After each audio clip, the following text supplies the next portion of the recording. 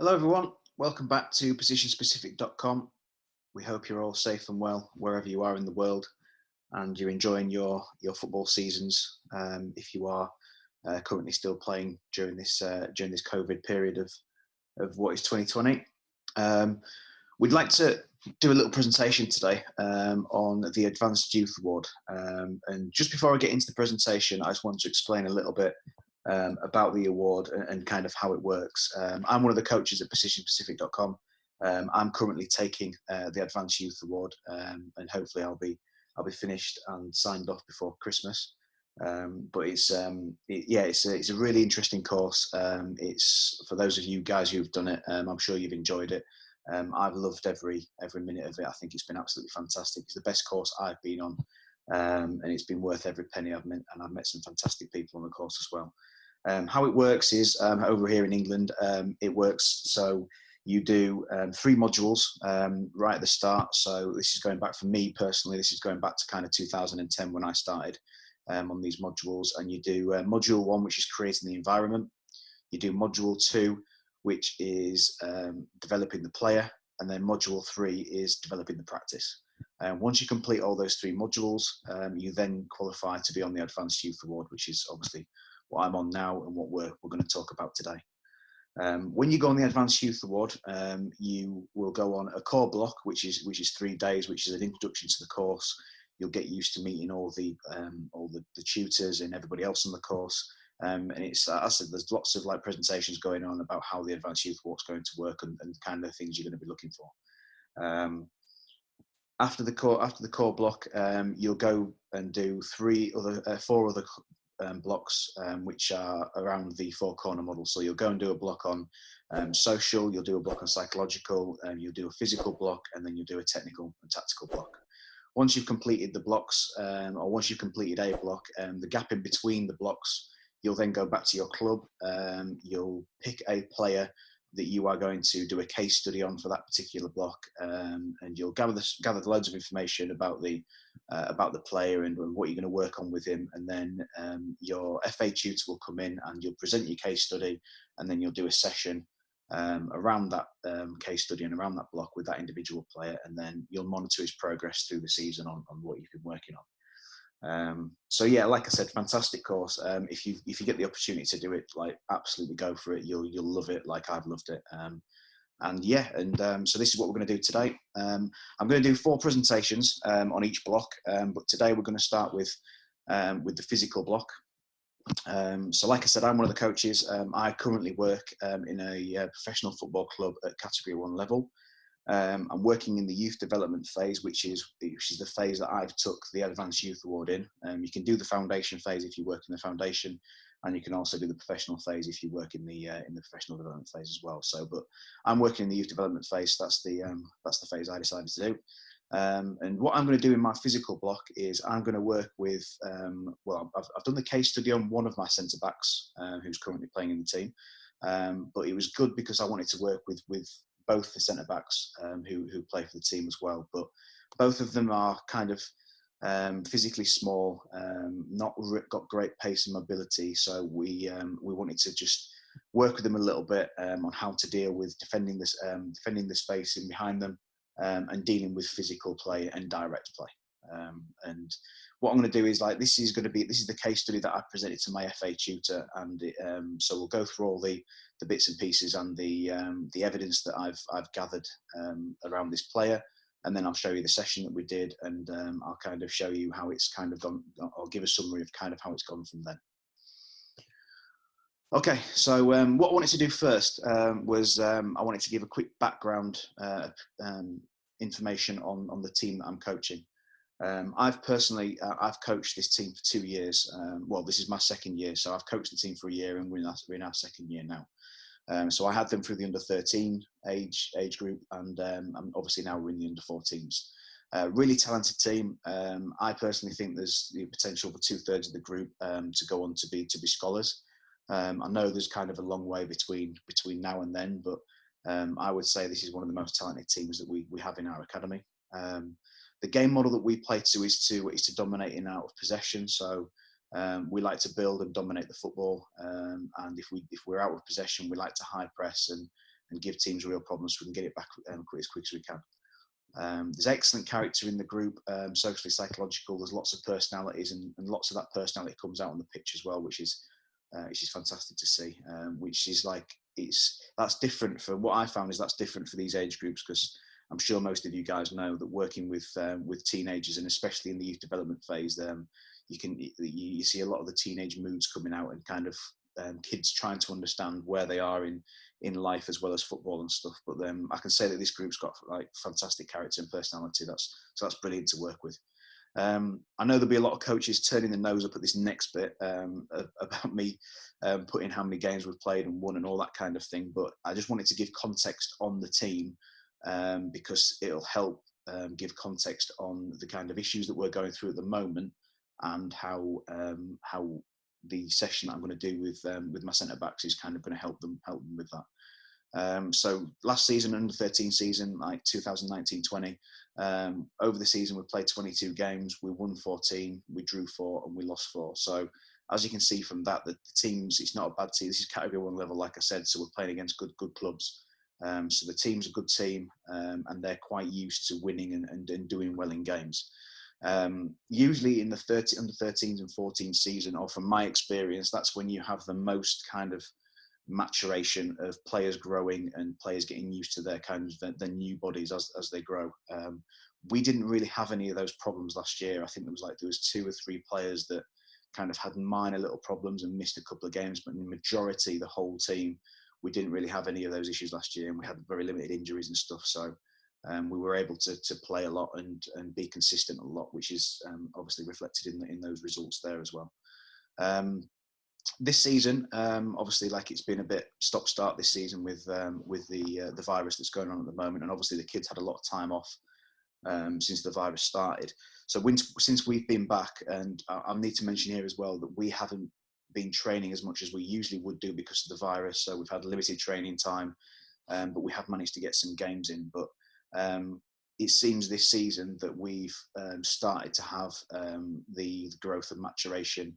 I wouldn't call them problems, but for the kids, they are a little bit of a problem and stuff, because it's hard for them to understand what they're going through, which is something that we've tried to communicate with them in numerous times. Because in a kid's head at these ages, they're probably thinking about, all of a sudden they've gone from being able to do play long balls last season, or to sprint like quite smoothly and quite well and not get fatigued as much.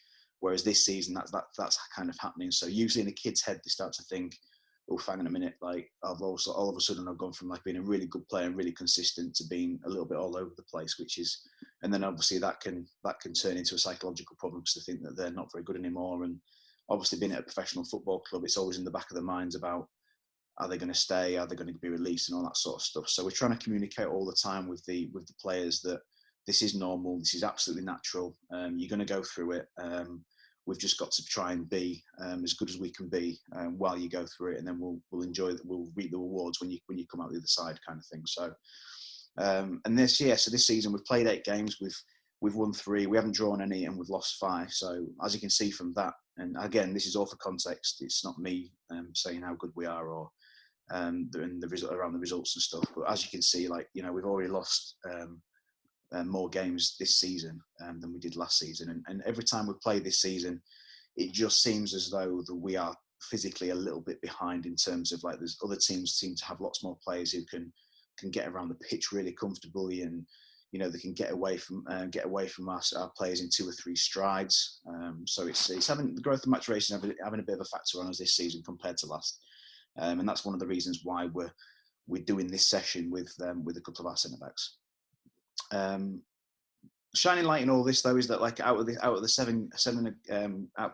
8 games, we've played this season, 7 of them we've played really, really well. So there's only been 1 game where we've actually struggled and we've not been ourselves, or we've not been great, and we kind of we didn't deserve to get a positive result in that game. But 7 of the games we've been as good as we've been, and fantastic. And we've actually, the game model's continued to do well in the elements of dominating in possession and obviously like putting teams under pressure out of possession. So that's really good, and that's still going really well. So as I said, that's another part of like talking to the kids all the time. So we don't get psychological factors of them thinking that they've gone backwards or anything like that. So we're talking to the kids all the time, we take stats from the games, and when we watch them back, and we deliver those stats back to the kids to say, look, actually, you're doing really well. It's just we're getting kind of like sucker punched in games at times through a set piece or from a physical player just being that little bit quicker and a little bit stronger. So don't worry, we'll carry on working really hard, and hopefully we'll come out the other side of it, and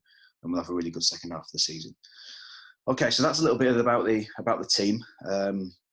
So what we'll do now is we'll move on to my case study of the player that I'm going to work with. Okay, so obviously for the state of this presentation, I can't reveal any of the names or anything like that. So for the purpose of this, we're going to call my the player I'm working with, we're going to call him Player A. Okay, so but he is predominantly a centre back. He's played left back and right back a few times. But he's predominantly played centre back for us, and he predominantly plays on the left hand side at centre back as well. Even though he's a right footer, and his strongest foot's a right foot, and his weaker foot's a left foot. So, but he's also he's also a Q2. So in football clubs, we put the kids through into quartiles, which is basically says that if they're the oldest in the group, and then they'll be in Q1. If the youngest in the group, they'll be in Q4. So player A that we're working with is in Q2, so he's probably in the top half of the group in terms of his age. Okay, this player, like really good player, ranked in the top half of the group on ability. So he's one of he'd be in the 2/3 that I would suggest that has got a possibility of being a scholar in a couple of years' time, providing that everything goes okay. He's a really good player, technically really good, reads the game really well, really good character as well. So like he's a popular member of the group. He's a really good talker. You can have a really good conversation with him and stuff. So got really strong attributes from a social point of view as well. And in his character, kind of from a psychological point of view as well, which I'll get into a little bit later anyway, but he nothing really phases him. So he's always concentrating, always looking forward to games and stuff. And no matter who we're playing, he doesn't really phase him or anything like that. And that's really good to have on his side. He's got a strong family backing, so lives at home with mum, dad, 2 younger sisters and an older brother. I always feel like it's important to know this information because, you meet lots of kids where, mum and dad have split up, or they only live with mum, they don't see dad, or the other way around, or, if they're an only child, or if they've got just younger sisters or just older brothers. I always find this information really, really good to know, because it's always good to know if their mum and dad have an athletic background, or if their younger sisters play football, or if their older brother plays football. Because I've from my experience as well, I found that kids who have a couple of older brothers or a couple of older sisters that play are usually quite sort of robust and ready to, and physically quite ready to play and stuff, because they've had years of kind of not being bullied but being pushed around in the back garden when they're playing and stuff. So it's always interesting to know this information, I think anyway. So, but he's got a really good strong family background. Mum and dad are at most games, and as I said, I think his older brother plays and one of his younger sisters does as well. So there's constant football stuff going on in their family, which is great. All the family are really, really, really big fans of the clubs. They attend most home games. Player A supports the club. He's been a ball boy since under 9. He's been at the club since he's been under 8, and it means the world to him to play for the club. So, in our academy, all the academy kids usually are ball boys at the home games of the first team. So, and he's been doing that since under 9 and loves it. Goes to all the games and really gets involved in all that, which is good. He goes to a really good high school, excellent, really good sporting background, and strong sporting history at that high school as well, which again, a little bit of information, which is always good to know, because you want to know if kids are playing other sports at school, if they play for the school team, if that's important to them and stuff like that. So it's really, I find it all really interesting to know. He's really good in school. So obviously, being at a Cat 1 club, usually in a normal year, they would do day release where they'd come in and do a little bit of schooling at the club, and then they'd have an extra session during the day, which isn't happening at the moment. But in his reviews in previous times, he's always done really well in school. And he actually, his last time we had a review with him, his mum and dad revealed that he's been diagnosed with a form of ADHD, which we don't see really at training and games. I think it's more of a reflection of what they see at home sometimes, and what happens in school sometimes. And I think it's a concentration thing, but like we don't really see it at training and games and stuff. Usually with us, he's fantastic. So we don't really have an issue with that. But again, it's good to know that kind of thing. So that's all about player A. What we're going to do for the next few slides is we'll do a 4-corner model breakdown, which is obviously here, and then we'll go through some of the growth and maturation and other bits and pieces that is all part of the case study as I kind of sell the idea of why I'm going to work with this player to my FA tutor and why we're going to do the session that we do. So some of the stuff I'll keep mentioning about him, but that doesn't matter. It's always good to keep refreshing as we go through the presentation. So socially, I'll do social, tech, tac, and psychological before I do the physical thing, because obviously the physical thing will lead on to the next bit. So socially, he's got excellent social skills, like I've mentioned before. He's a popular member of the group. There's always a couple of members of the group who are kind of like a little bit of kind of the loudest and like who get the chat going and all that sort of stuff. And player A would be one of those kids. He's really capable of communicating effectively. So if we talk to him about his game and stuff, he gives really grown-up answers, and it's not answers that some players will tell a coach thinking that's what they want to hear. He's good at breaking down the game and communicating that effectively with us. He's mature on and off the pitch. So when I mean maturity and stuff off the pitch, like when we're going to away games on the coach and in and around other clubs and stuff, he's fantastic. And then on the pitch as well, like I said, he's got a really good character. So he's mature, and like usually like the better players in groups are the ones that play like a couple of years ahead of themselves anyway. So and again, like another part of his personality is like he's a funny kid as well. He's good to be around. He's good to have a little bit of banter with, and good to have a laugh with and stuff as well, which I think is important in these kind of environments. Tech tac, very good technically, really good. Strongest side's on the right, but he's learning and getting better on his left hand side all the time. He's got a good range of passing, even at the moment when he's going through a little bit of a growth spurt. At the moment, he's still got his range because his technique's really good. He's comfortable running with the ball, so when we're building out from the back, it's good if we get a switch of play and there's space in front of him that we want him to fix, or a player in front of him that wants to fix. He's really comfortable running with the ball and dribbling with it and creating those issues for the opposition. He's got a good understanding of tactics. He listens really well. He's actually really good. If you ask him to talk about something on the tactics board, he's not afraid of moving the markers and all that sort of stuff, and doesn't get overwhelmed with all that kind of thing, which some players have done in the past. In my experience, he's really good at all that. And like I said, he's getting better on his weaker foot, but he still needs a little bit of work. Psychological side, like I said, good character, strong personality. He's always, as I said, like he's always like one for talking and communicating, and like I said, he's strong personality. Like we play a lot of big clubs. Doesn't get overawed, doesn't get fazed by anything. If we played him at left back, right back, centre half, like it wouldn't be an issue for him. If halfway through the game we said, right, player A, you're going to play in midfield, or you're going to play defensive midfield for the next 15 minutes, no problem, fine. He'll go and do it. He wouldn't worry about it or anything like that. And like I said, like even with the form of ADHD that they've got, we actually see that he's got really good concentration levels, and his focus in games and training is really good. So the only thing like psychologically at the moment, and going from last year to this year, is that he's recently started to fear a little bit of pace from an opposition centre forward, and fearing a little bit of direct play, which as we move into the physical side of it, you'll hopefully start to understand a little bit, as he's quite small at the moment for a centre back, compared to other centre backs that we see playing for opposition teams. He lacks a little bit of mobility and pace. He's actually a really good 1v1 defender. So when he gets there, he's good at 1v1 defending, so that's not an issue. But he's struggled recently to deal with a physical striker, and obviously that's added to a little bit of the psychological, the fear of that and direct play. So that's some of the stuff in the physical corner that we're going to try and work on in the session later on, which hopefully will help the psychological side of it as well. So my relationship with player A as a coach is it's brilliant. I think the kid's great. Hopefully, he values his relationship with me as well. Like I said, I coached him all the way through the under-13s year. last year. I actually worked in the foundation the year before that, so in our foundation we have a night where all the foundation kids are together and we mix in and stuff. So I knew him from that. So I've known him for like 2 and a bit years now. So, but this is the second year that I've coached him properly as in his team. Like I've mentioned already, great attitude towards learning and improving. Always wants to learn, always wants to improve. Really listens carefully. Like he understands that you're always trying to help him get better and stuff, which is great. And that's great, especially when we go into this sort of some of the stuff that we're going to get to in the session that I want to get.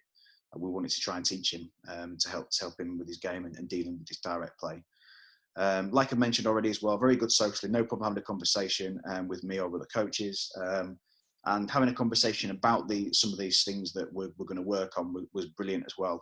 He was really open to it all.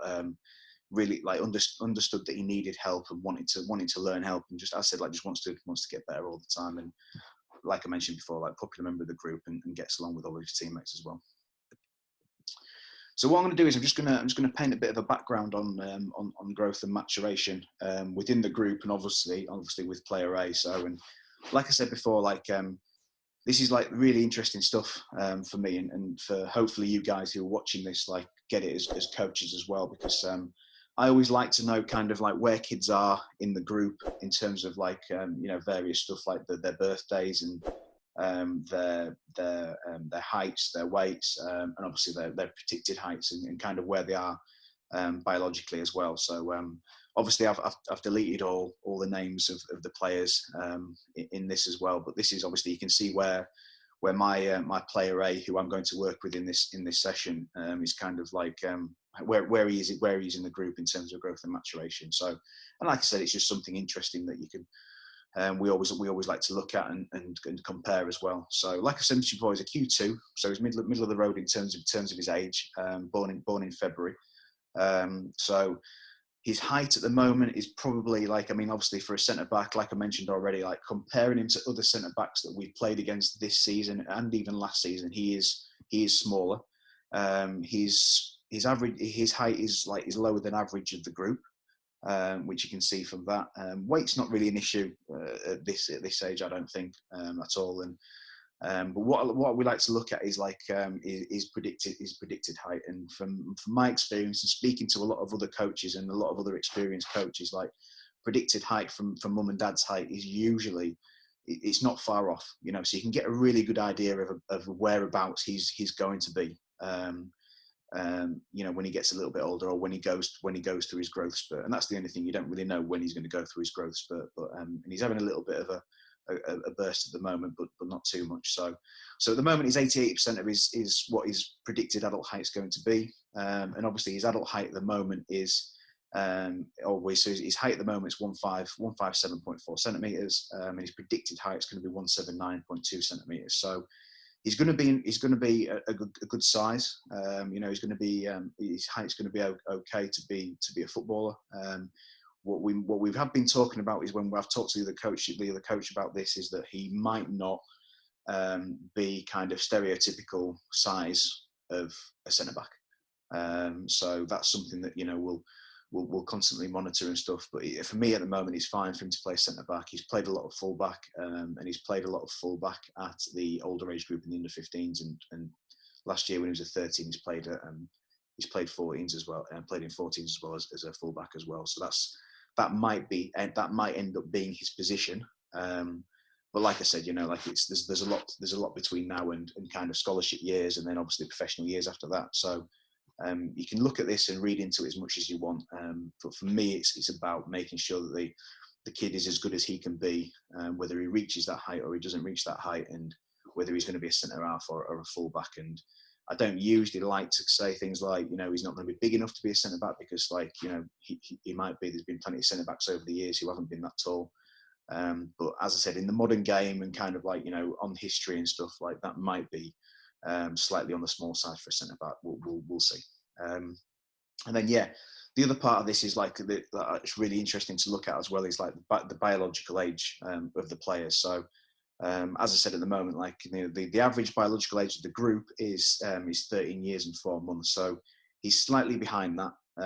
And if you look at some of the other guys in the group as well, on their birthdays as well. Like some of them are where they should be or where they kind of are, and some of them are a little bit behind, and some of them are a little bit ahead. So you always get that in a group. There's some kids, like for example, like this particular player here, who's like whose biological age is 11.8. He is really small, which you can see by his height there. He's a Q2, similar to player A. But he's obviously he's nearly a year and a half younger than biologically than where he should be. So, and then obviously you've got some kids who there's a player there who's born in March, but he's he's 14 and 4. His biological age 14 and 4 months, so he's a little bit ahead of himself. So you always get that in groups and stuff. But for us, in the terms of this case study, player A is slightly behind where he should be in his biological age. Okay, so physical comparisons in terms of in our group as well. So these are all the testing stuff that our sports science guys do at the start of the year. And it's just, I said, like, it's not the be all and end all, this sort of stuff, but it's just good to see where they're at, more to do with the rest of the group. And like you said, like when you kind of got experience as a coach and stuff, you usually do see like little patterns in the games and in training, like and obviously like it's get backed up with these physical comparisons as well. So like I said before, so looking at the stuff here, the stats here and stuff like that. So player A here for us is the average for a 5 meter sprint is 1 second, 1.13 seconds. He's slightly below that average, so he's quite sharp over the first 5 meters. As it starts to get a little bit of a longer distance, as you can see here, he's slightly over the average time of the group for a 10 meter sprint, and he's slightly over the average time for the 20 meter sprint. So, like I mentioned before, he does struggle with a little bit with mobility and pace. Obviously, he's setting off isn't the problem over the first 5 meters, but then as we're getting to 10, 20 meters, like he's a little bit slower than the rest of the group. And if I was honest and looking in the games and stuff, that is obvious in games as well. He's been a little bit slower than opposition forward players recently and stuff. So again, more evidence of why we're going to do this session with him, which we'll get to later in the presentation. The 505 agility stuff is the little turns of direction of taking off on each. So you'll start on your left foot and you'll turn on your left foot twice, and you'll go through a little agility thing. You'll do it on your left foot and your right foot. So again, looking at his times there, he is slightly above the average times of the group. And then one more that I added in here as well is the counter movement jump. So this is just a standing jump, kind of like, hands on your hips. You don't use your arms. And again, like he is below the average of the group. So like, as you can see there, he's 25 centimeters there, where the group's like 29.05. And obviously some boys jump more powerful kids jump higher than others. But again, as a centre back and a defender, so jumping kind of is important for those positions. So he's slightly below the group average as well. So again, it's not the be all and end all, especially at 13, 14. But it's just good to see these stats and compare them to the rest of the group. And like I said, as an experienced coach, you do see these things in games. So for me, and now it's about how we can kind of help him. How can we help him in other areas of his game to deal with these physical things? Okay, so observations for me for this player is that, like, he's played up an age group. So like I said before, he's in the top half talent-wise of the group, definitely. He's one of 4 or 5 players that's regularly played up in the 2019-20 season, played 4 or 5 games up. And he's played up 3 times this season as well, but he's not played at centre back. He's played at full back, which we've mentioned before as well. I spoke to, like, when he played up a couple of games last year. I spoke to his dad after. He said he really enjoyed it, loved the challenge, but like, and this was his dad speaking. He said like that his dad was worried about the physicality of the opposition because, like you can do at these age groups, you can play against some absolute giants, and if you're not the biggest, it can be kind of a little bit overwhelming, I suppose, for the kids. Which is, again, it's just something they've got to deal with. And as I say, like, player A's got a really good personality, so doesn't really get phased. But that was his dad worrying about it a little bit. So the conversation's been is going on at home. He's not very tall compared to full centre backs that I've mentioned already. Struggles with mobility and pace. And most recently, he struggled to deal with physical strikers. And again, like I mentioned before, like collectively we're a good team, and we do dominate the ball. And we mentioned it and we worked on it a few times last year. It's like, because it always gets to a point where you dominate possession of the ball, you get to the point where the opposition, and if you're very good out of possession as well, you get to the point where the opposition only really have that direct play to cause you a problem. And as I said, it's happened more this year, whether that's because we've been a good team last year and coaches who played against us last year either passing information, or they're playing against us this year and they're finding a different way to deal with us, which is fine. That's part of the game. It's happening a little bit more this season, and obviously with the physicality of the players that we're playing against at the moment seem a little bit ahead of us, then he's starting to struggle to deal with it.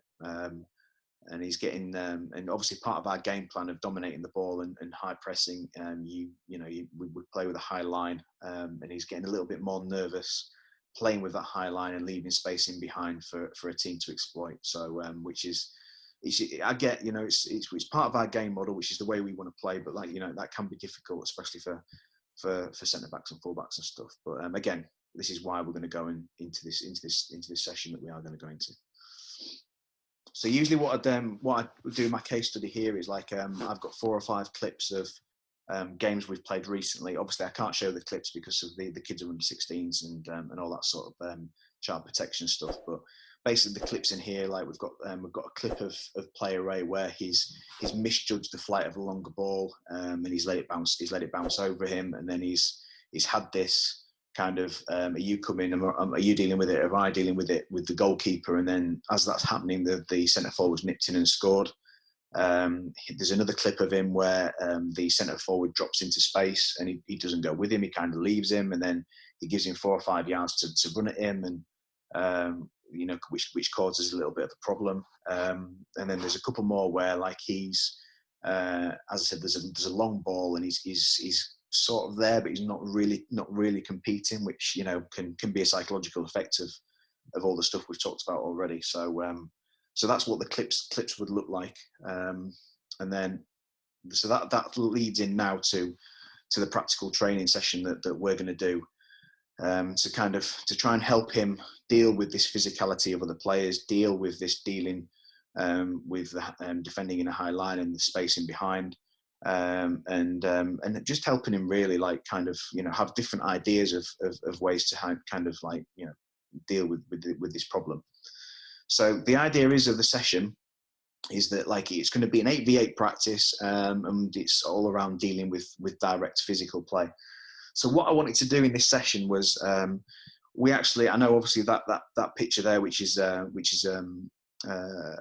bit of a video, is on a full-size pitch, but we don't actually have a full-size pitch for this particular training now. We only have half a pitch. So we kind of had that setup that you can see there, kind of going widthways on a full-size pitch. So what I did was we had a full-size goal at one end of the pitch. I marked out a full, bearing in mind that our pitch is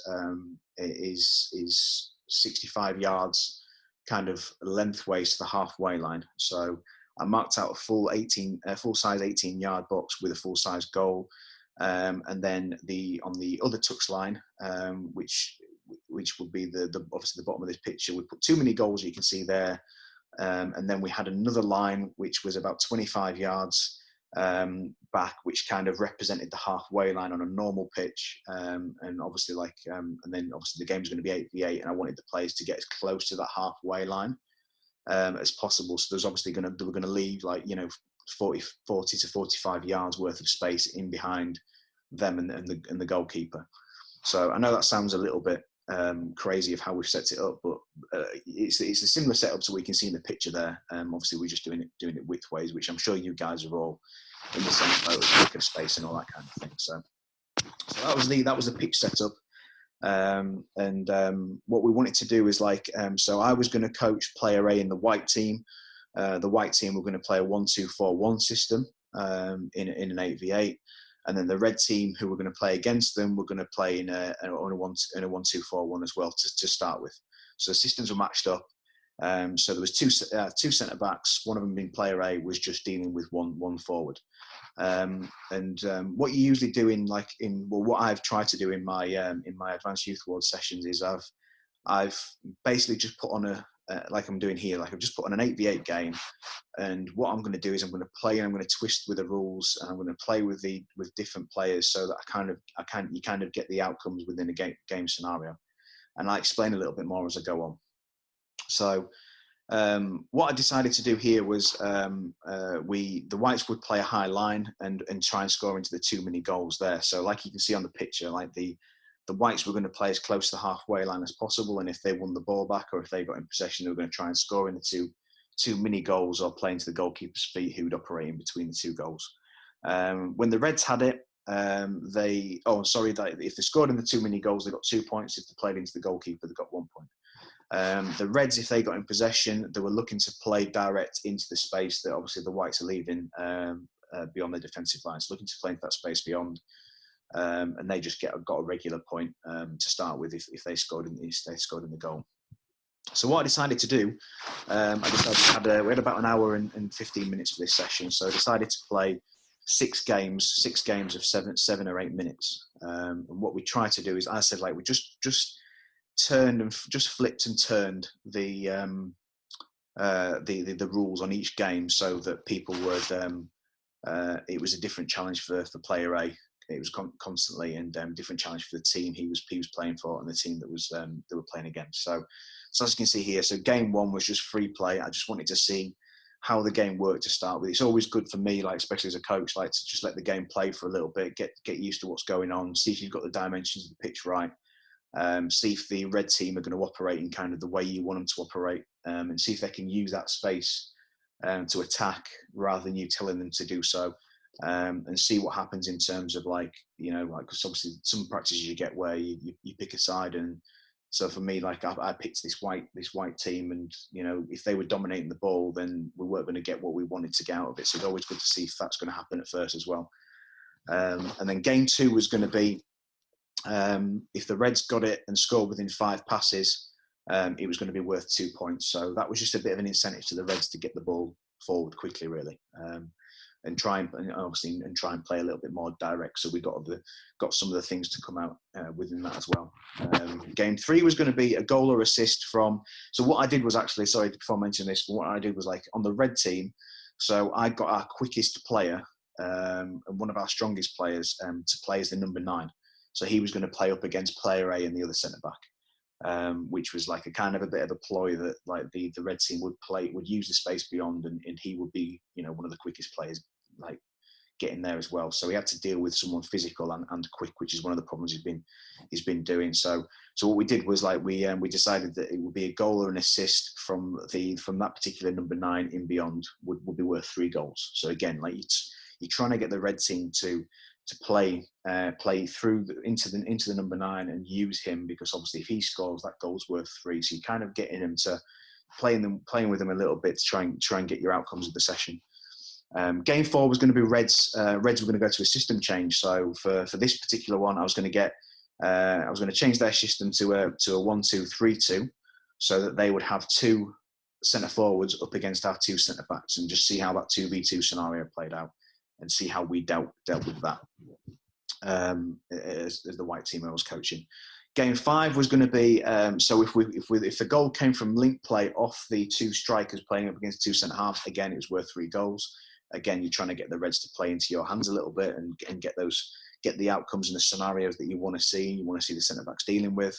And then game 6 was going to be that I was going to get the whites to drop into a medium to low block, just to see, like, how if the centre forwards dropped into a little bit of space, what the centre backs did they go with him to stay off, and how they communicate with the players around them. And then the last little bit was that I was going to overload the session on the side of the reds, so that they just had a lot to deal with. They were a man less, and they had a lot to deal with, and just see how they cope with those scenarios.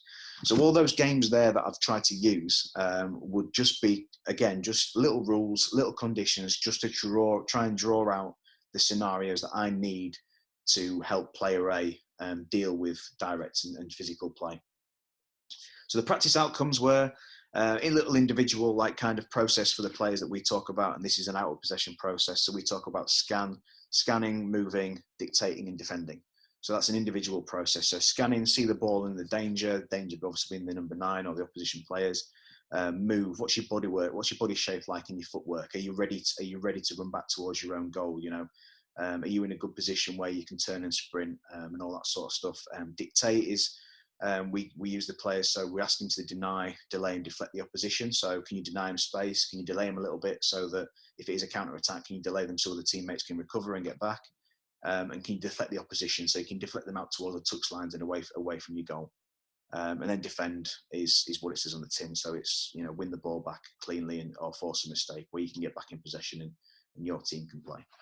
So the physical outcomes of this session was it was a little bit longer than 45 minutes. It was about an hour session, but the practice load was it was a medium. As I said, there was 6 games, so a ratio of 6 games to play. And maybe a couple more, so it might be 6 to 8 depending on where the kids are at sort of physically. Quite a large area, like I said before, so it was the idea was to work in half a pitch and leave good 45 yards worth of space, and then obviously it's an 8v8 game.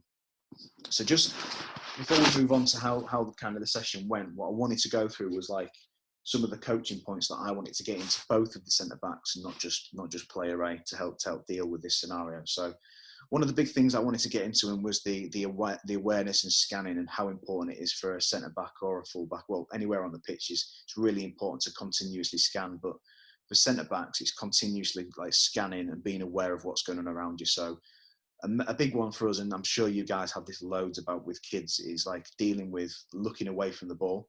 Lots of kids will fixate on the ball and that's all they'll concentrate on. That's all they'll look at. Effectively, that's all they're interested in, which I totally understand. But when you start playing at a good level, which these boys are playing at, then if you just look at the ball, then you won't know where your centre forward is or your direct opponent is, then that can cause you a little bit of a problem. And that has been a little bit of an issue. So getting them to look away from the ball. So looking away from the ball, knowing where the opposition is, or knowing where that direct opponent is. And for me as well, also knowing where your teammates are. So if you're a centre back, knowing where your other centre back is, knowing where your 2 fullbacks are, knowing where your defensive midfielder is also important as well, and knowing where the goalkeeper is as well, because obviously the goalkeeper can be a huge help in defending this space in behind your defensive line. Communication was another one that I wanted to get into the kids, you know, like about how it's, you know, like how whatever issues you might be going through, kind of teammates to help you out, you know, like talk to the opposite centre half, like especially if you're playing against one forward, how can you deal with him together and how can you deal with him together effectively? And the only way you get that is through communication.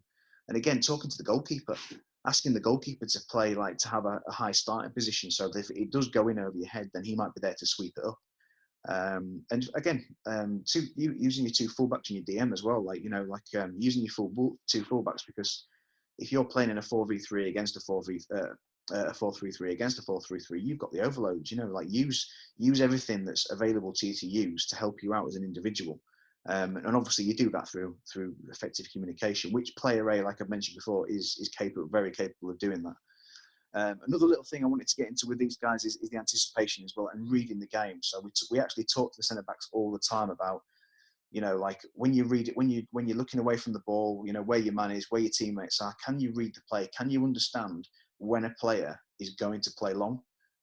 Usually, like, it's a head down, the foot goes back, and what can you do to anticipate that, and what can you do to give yourself a little advantage? And we always talk to our players about setting off before the ball striker strikes the ball. So you've got 2 or 3 yards that, you know, and then hopefully you're coming onto the ball rather than it going over your head. Because I see with so many kids in not just this age group, in older age groups as well, is like that, because they don't anticipate and don't read the game, they set off as the ball's been struck. And usually if it's a good ball, that's too late. And like I said, then they get caught under it, and then obviously the forwards in behind them and stuff. So really important to anticipate and try and read the game and what's happening in the game, and when a long ball might come, because sometimes it can come out of nowhere. And then the last thing that I wanted to get into the kids as well is like, which like, and you know, like, I mean, listen, if this next bit is frowned upon by coaches, or if you like it or whatever, then that's, you know, leave a comment in the comment section below. But what I wanted to do was I wanted to give them a helping hand and give them a couple of little ideas where they can gain an advantage on if they're dealing with a forward or two forwards. And you know, you might call this a couple of the dark arts and stuff, but for me, this stuff happens in the game all the time, and it's important for. I think it's important for kids to know this and to understand this. And like I said, like the two centre backs that I was working with, like kind of really took this as a helping hand as well. So we talked about like if you are the centre back who's marking the number 9 and you're reading the game and you're anticipating that a ball's going to go in over your head, can you give the number 9 a little bit of a nudge forward, not a two-handed push in the back, but a little bit of a nudge forward and set off before him. So he's going, you push in one direction or nudge in one direction, and then you go the other. So you're just gaining that 2 or 3 yards in front, all right, where you might gain you a little bit of advantage to get to the ball first. We talk about like if you're one of the centre backs is playing up against a 9 and the ball's going out, looks like it's going to go over your head into the space, can you block him, or can you block the 9 while your other centre half comes around and covers for you and sweeps up? Which again, you know, communication is really important in that type of stuff. So it's all these little things that, you know, these dark arts will help in that as well. We talked about if it does become a race, can you run across the centre forward's line, so you get in front of him and run across him just to make, you might be able to slow him down. Can you get your arms across to slow him down? Anything really, like all these little things, like these little dark arts things that will give you an advantage when dealing with a big number 9 or dealing with direct play. And then the other one as well is like if he does go to his feet and you go with him, can you stop him turning? Can you stop him turning? Can you get a little nick on the ball from behind? And can you constantly see the ball without edging around one side of him where you're going to get rolled and stuff? So little things like that. And we even spoke about, because like I think it's important for kids to know as well, there was a couple of games where we had where like this like player A was went and he tried to compete, and he actually gave a free kick on the halfway line, and he thought he'd done wrong. And we were kind of like, no, that's actually okay, because it allows us to get back into a defensive organisation again. So as long as you're going and competing, and that was another thing as well, like about getting the two players just to compete. And and competing doesn't have to be winning the ball, winning a header. Competing just means maybe sometimes like being strong and putting off your opposition, you're playing against in the opposition and stuff. And sometimes you give a free kick away doing that, then you know that's absolutely fine. You might have slowed an attack down where we can get organised again. So that was the session. That was the idea of the session, and those are some of the coaching points that we wanted to bring out in that as well. And like I said, we did it through a series of different games where we were constantly bringing out that scenario. Okay, so we did the session. So after each session in coaching and stuff, we always like to try and reflect and see what went well and what didn't go so well. From the session, personally, I thought it went okay, but I thought it could have been a lot better. And again, like I came into a situation which I'm sure all you coaches come into all the time as well, is when you are expecting to play an 8v8 game and all of a sudden somebody doesn't turn up for whatever reason. I mean, like it's happening more than ever at the moment with the virus situation and people isolating. So we ended up actually only having 15, so 2 goalkeepers within that 15 and 13 outfield players. So we actually ended up playing an 8v7. So then obviously you're thinking on your feet quickly and you're thinking, right, hang on a minute, well, for all these scenarios to come out and to get through all these games, like who has the overload, which is going to be the better team to have the overload? Is it going to be my team that I'm coaching, the white team that I'm going to be coaching? Is it better for them to have the overload? Or is it better for the team of 7, the red team, where I want them to play out all these scenarios so I can get into some coaching with the 2 centre backs and player A? Is it better for them to have the overload? So what I actually did was I actually started with the white team who I was coaching having the overload, and after about 3 minutes I realised, right, hang on a minute, we're dominating possession here. The Reds aren't getting in possession. None of my scenarios are going to come out if we carry on like this. So we stopped it and flipped it immediately, so that the red team had the overload. So the team that I was coaching was playing with a man down, which was great, because as the games got going again and we started getting through the games, that was fantastic, because the scenarios were coming out that we wanted to come out, where the centre backs and player A were dealing with direct play and they were dealing with the ball in behind. I just felt that for the session and for the hour that we played, they were dealing with direct play too much. It was kind of like, deal with it, squeeze up to halfway line again, bang, they're in again. And I said to the Reds as well, I said, like, look, guys, as much as you can you look for opportunities to play direct, and can you play direct? And again, with the overload, they had time to find the free player nice and quickly. And obviously, like with us trying to have a high line, they were able to hit that direct pass a lot. So the centre backs and player A were dealing with the scenario lots and lots and lots and lots and lots. And I didn't kind of want it that way. I wanted them to have a little bit of a breather and have a little bit of time in possession, which would have happened in 8v8. But obviously with a man less, it was happening a lot. So which was good actually. I mean, I felt at the time it was a bit too much, but obviously they were constantly in the scenario, which is what you want, and they were constantly the coaching points were constantly coming out because it was happening a lot.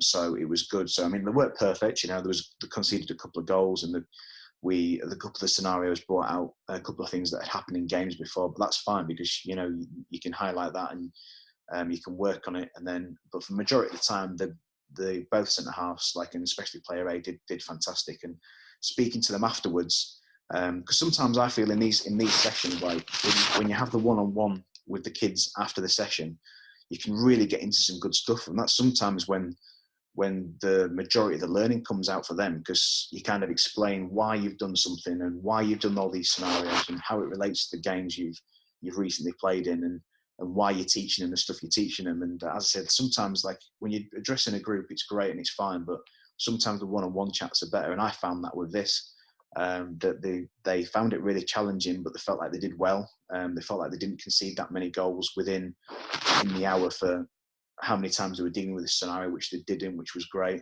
They felt that the awareness and communication were the main takeaways. So, not constantly looking at the ball or constantly looking at the man you're marking, having a little bit of where's the ball, right? Where's my man? Where's my teammates? Having a little bit of a process going through like that. So they're constantly looking at different things and communicating with each other. So there's a couple of times where, listen, guys, if I could, I'd show you some of the clips from the session, which would highlight all this, but obviously I'm having to talk through it because of the under-16s thing. But the communication stuff, there's a couple of times where player A blocked the number 9, and then the other centre half came round and swept up. There's a couple of times where he ran across his run, which gave the goalkeeper enough time to come and sweep up. There's another time where he gave him a little shove and then won the race. So there's lots of little things that came out good, and communication with fullbacks as well about coming around and covering and stuff like that. So that was really good, and just for them to come out and say that was one of the main takeaways was fantastic.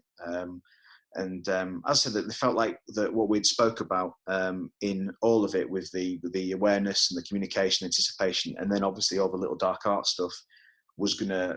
They felt comfortable that was going to help them in a game, and obviously that's the ultimate test, isn't it? Because training's easy and training's great when it's a controlled scenario and it's a controlled environment. But when you get in a game, it's whether they can transfer the stuff that we've learned from this into a game as well. And so there was a lot of really good stuff that came out of it as well. And from a coaching point of view, I think I used I tried to use a couple of the coaching styles as well. So I was quite command with the kids in terms of making sure they were going and competing and making sure they were looking away from the ball and knowing where their teammates are and communicating. But like I said, again, there was a couple of scenarios where I was asking questions of what could you have done in that scenario, and they talked really well about, right, that's where I could have just blocked his run and let my centre half partner come round or the fullback come round. So and obviously the whole session was about trial and error, because set up 6 games where the 6 games were designed to bring out the